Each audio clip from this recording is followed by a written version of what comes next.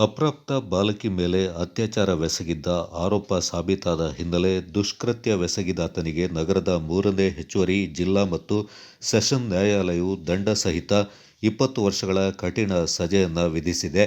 ಮಡಿಕೇರಿ ನಗರದ ನಿವಾಸಿ ಮಹಾದೇವ ಎಂಬಾತನೇ ಶಿಕ್ಷೆಗೆ ಒಳಗಾದ ವ್ಯಕ್ತಿ.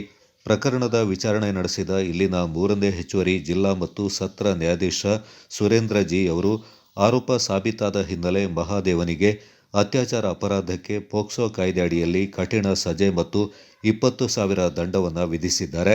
ಇದರೊಂದಿಗೆ ನೊಂದ ಬಾಲಕಿಗೆ 9 ಲಕ್ಷ ರೂಪಾಯಿ ಪರಿಹಾರ ನೀಡಬೇಕೆಂದು ತೀರ್ಪಿನಲ್ಲಿ ಆದೇಶ ನೀಡಲಾಗಿದೆ.